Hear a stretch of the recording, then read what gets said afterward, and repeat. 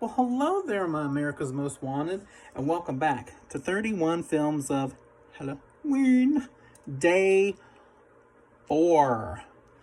So we are going to return to the magical year of 1985 with The Stepfather.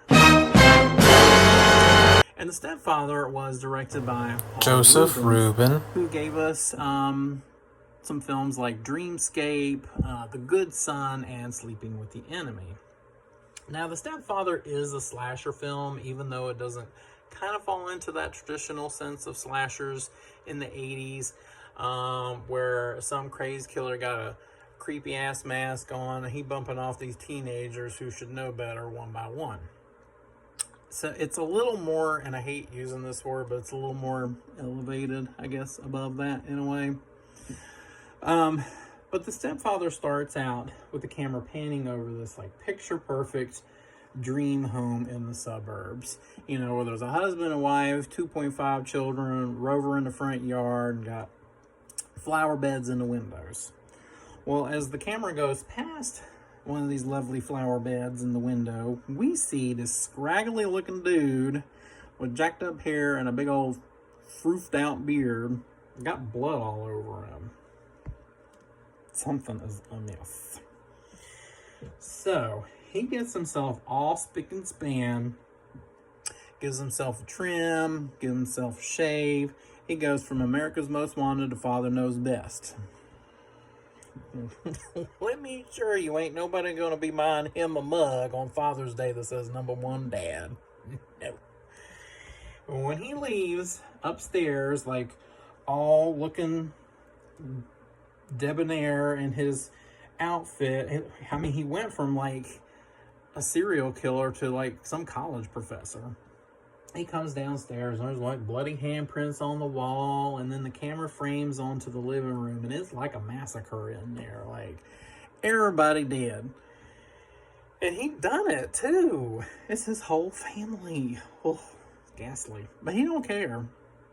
No. He's like whistling a ditty when he leaves the house, picks up the newspaper in the front yard and flips it in the air like, can't wait to read this later.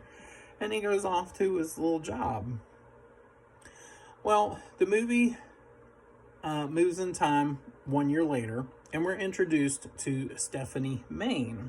And Stephanie is played by Jill Schoelen. And Jill Schoelen's got some good scary movie cred. She's got The Phantom of the Opera from 1989. She's got Cutting Class. She's got Popcorn, and also When a Stranger Calls Back. So she knows how to look terrified and how to scream. So Stephanie lives with her mom, played by Shelley Hack. And Shelley Hack is probably best known for replacing Kate Jackson on the TV series Charlie's Angels. Well, Stephanie and her mom have a pretty good relationship. Unfortunately, there is an intruder in their midst. And his name is Jerry Blake, the Stepfather. And he's played by Terry O'Quinn. And Terry O'Quinn got too many credits to list. According to IMDb, there's 127. But most people probably know him from the hit TV show Lost. So Jerry Blake is trying his best to win over Stephanie's affections as the new stepfather. And he's not like this saccharine sweet, father figure like on those 50s sitcoms like Leave It to Beaver and Father Knows Best. He's actually comes across as a pretty cool guy, like someone you'd, have a cup of coffee with or shoot up a conversation at your local barbershop or what have you. But Stephanie is not convinced. She something wrong with this man. I don't like him. He giving me creep vibes. I know he bought me a puppy, but he's just trying to win me over and bribe me. Gonna happen. No, Jerry, no. And so Stephanie, she confides in her therapist, whom she's been seeing for quite a while since she lost her own father, and he believes her to a degree. He thinks that her concerns are valid. And he's the only one. Everybody dissing Stephanie. Even her friends are like, "Are you crazy? Your stepdad's a cool guy. He's really nice. Just give him an olive branch, and things will be all fine and dandy.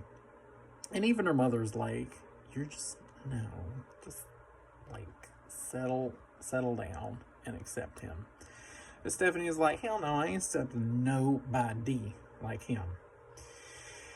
And things take a turn, and cracks in the facade start to show. One afternoon, Jerry, who happens to sell real estate, invites a bunch of his past clients over for a little cookout.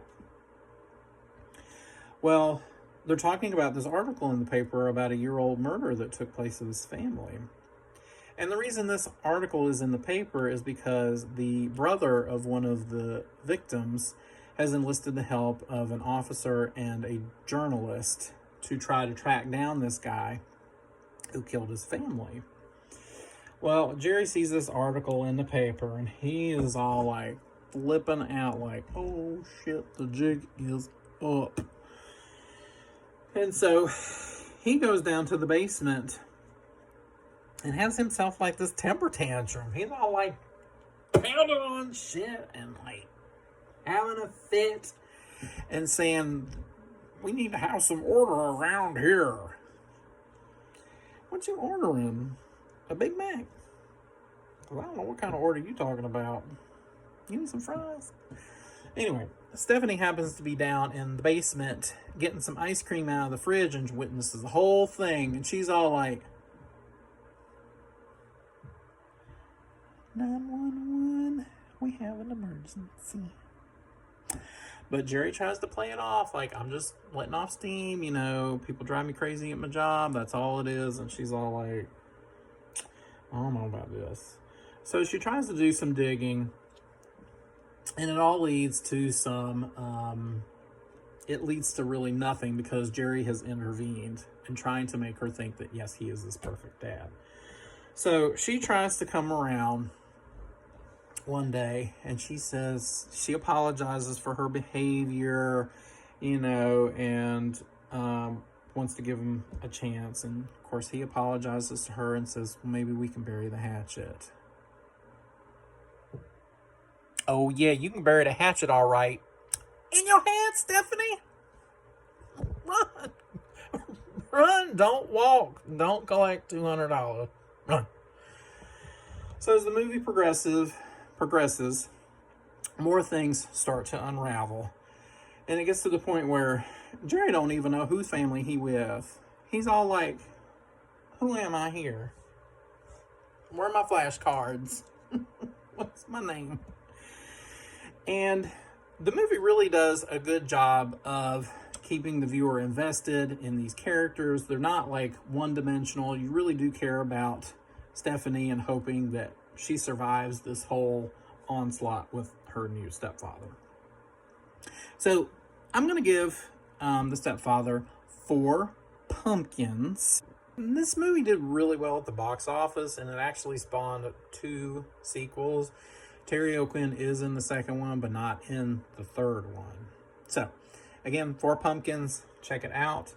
And until next time, if you see a grown-ass man having a toddler temper meltdown, you better do a background check.